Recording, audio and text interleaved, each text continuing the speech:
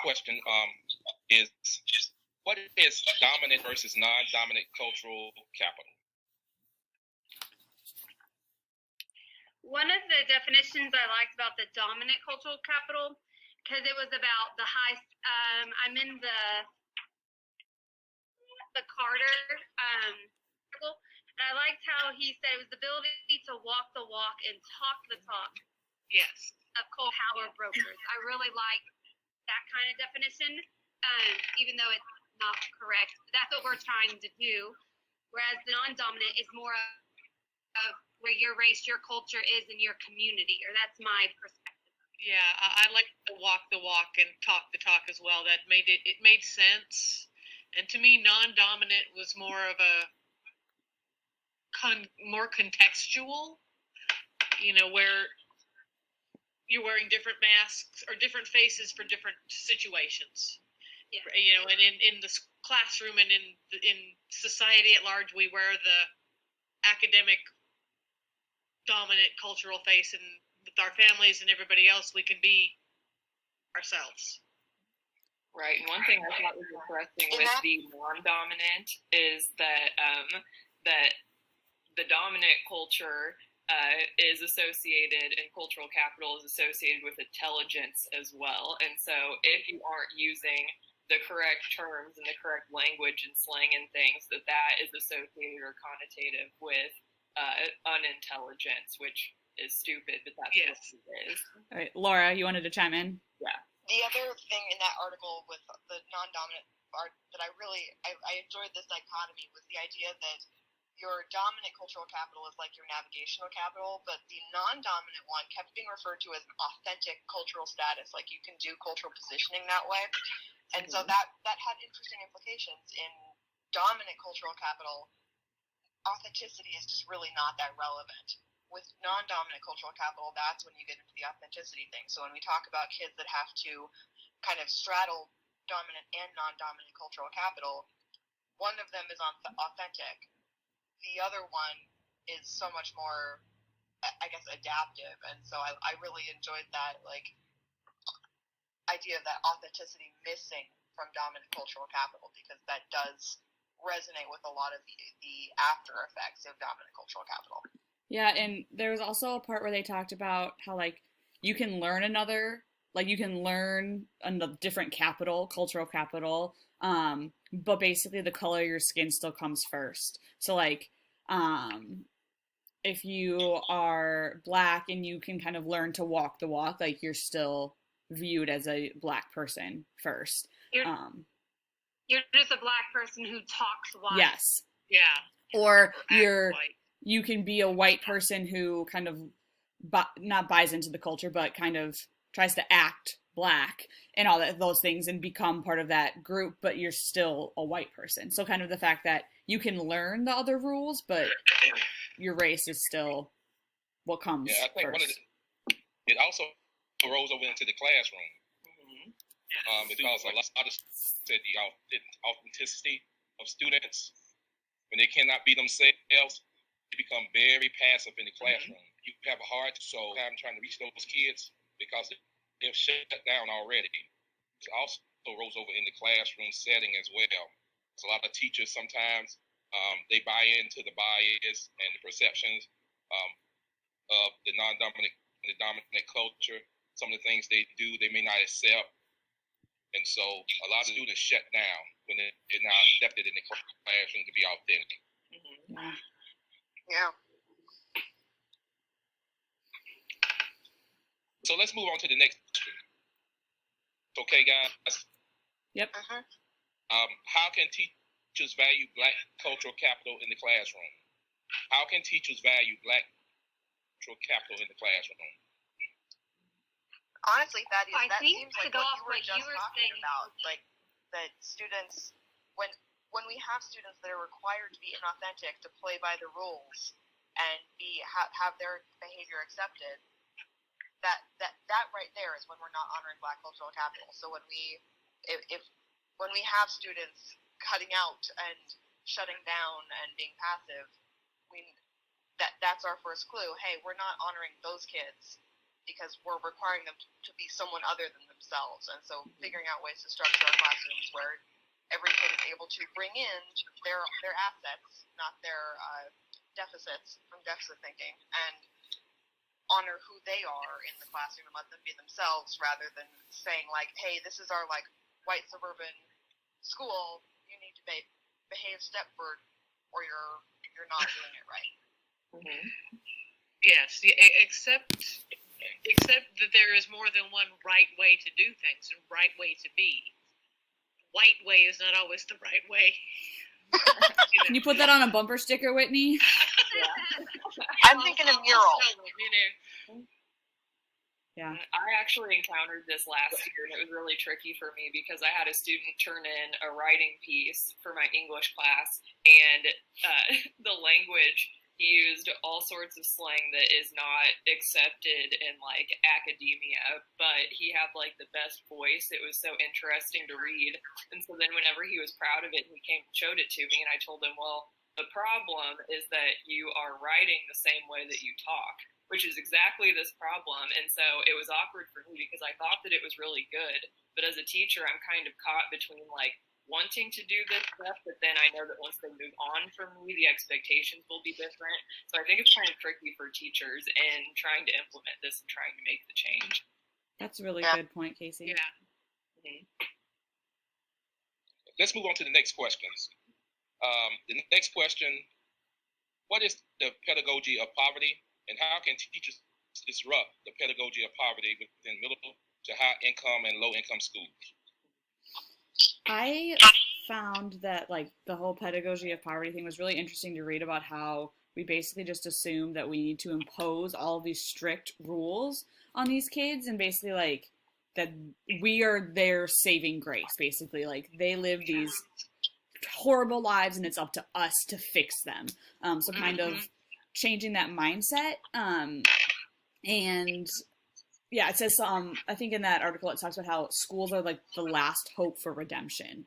It's just kind of this idea that like we are not like here to save everybody. Like, so kind of changing that mindset. And one of the things to kind of disrupt that, is when I was reading the article, it said to stop talking about poverty as a culture rather than a socioeconomic state of being. So basically, we basically give these kids a culture of coming from poverty, and we need to address it as what it really is, which is a socioeconomic issue. Right. I teach in this rural area where I live is pretty high poverty. It's rural, so it's different than what you read about in urban poverty, but it's the same thing. And the biggest thing that I see to overcome this is to hold all kids to the same standard, whether they're rich, poor, black, white, or or what have you. That you've got to hold them accountable and hold them to standards. Don't think that they can't do it just because they're poor. In the video, the analogy, or not the video, the article that I really liked was where it talks about the analogy of planting the two seeds of corn. Yes. And you give the one environment that has the rich soil, the sun and water, and then the other one's not as well conditioned, and then that one is not as good. It's the same thing. Just goes with what you're saying. It's not a culture thing. It's just it's their class that they're in, but it doesn't mean that if we provided them with the rich soil, they will also and be as beautiful and as smart and intelligent as the other one. It's just we just need to give them the tools that they're not being given. I think it was in the Alucci and Howard article that they had the medical term, and I have no idea how to say this, so science people help out, but iatrogenesis or iatrogenesis, but the one where like once you Iatrogenesis. Thank you, iatrogenesis. Thanks, Whitney. Like once you diagnose something, then you can actually make it worse. Yep. So like the naming of something, and so like Becca, when you were talking about like when we are assigning them this whole identity that they may not be coming in with, we can pigeonhole them into something that's going to hold them back. And so that really resonated for me about this whole like pedagogy of poverty. We're pathologizing them and saying, hey, oh, you're poor, so now I'm going to be offering you this rather than that, and I'm going to be giving you this amount of questioning time rather than the other, and like yes, we're putting undue strain on kids that are coming in with enough. Thank you very much. Right, and I thought in the Pedagogy of Poverty chapter, whatever it was that we read, I thought it was so interesting talking about how impoverished schools, they give them school uniforms and then they teach for the test and they have scripted curriculum. yes. And then she also contrasts it with what wealthier schools or middle class schools have. And so she says specifically, and I paraphrase it, I don't know why I paraphrased it, but middle class students are trained to become professionals while poor schools are reflecting prison with the way that they're set up. So while some schools, the schools that are not teaching impoverished students are like letting them have creativity and probably more like project-based learning stuff, that is not the case whatsoever for these other schools.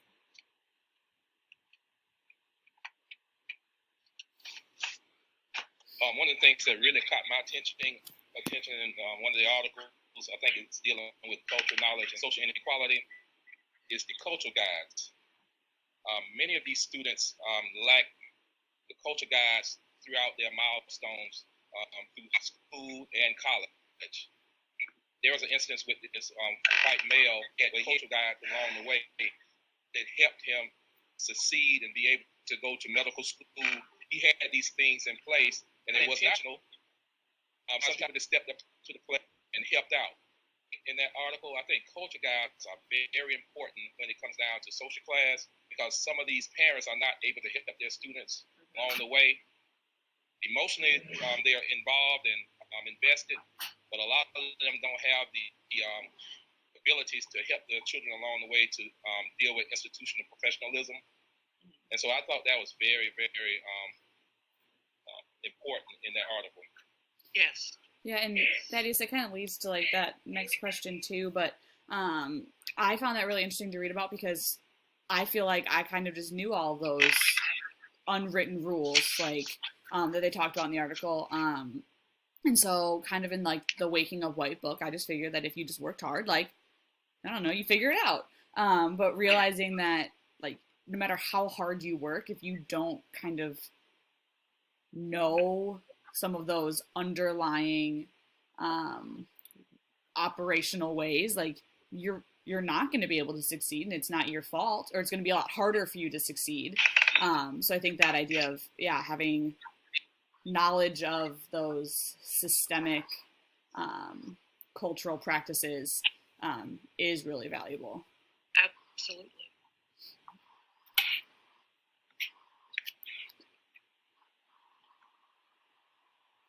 So let's move on. The question has like 3 parts, so we're going to talk about maybe 2 of those. The second part, it says, help to explain continued stereotypes that working hard will lead to the American dream. And that's kind of what you were stating about the bootstrap mentality or myth. And then add on to that, is it only about working hard? And so I think we covered that. So let's move on to the next one. It's the educational debt, and discuss all components of the debt.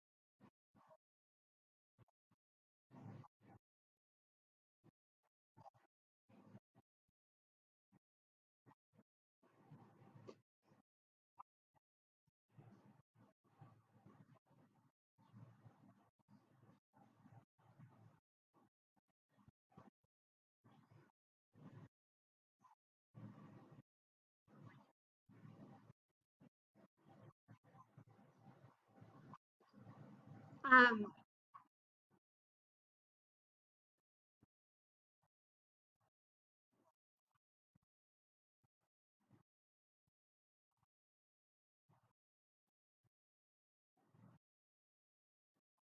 yeah. Shifting the video, I really liked the video. There are a couple quotes that where she was talking about how her students don't get the same education she did because she got to go an hour away. And one of the things, the story about how she couldn't get her kids to read because all her books were secondhand. So in their minds, they were like, they felt unimportant. But then she said but then she did the donors choose, and then they gave these new books, and now they want to read because, oh my gosh, a stranger cares about me enough to give me this brand new book. And she used a quote and said, if you neglect a child long enough, don't be surprised when you don't get the scores you want. Because then she talked about how testing, and they're upset because the schools that have majority are Black, Latinos, they have lower scores. But that phrase is true. Like, you're worried that their scores aren't up to par, but yet you're not giving us the funding we need to give them the resources. I have to get a stranger to give it to me instead. So to me, it was really powerful. I really liked that today.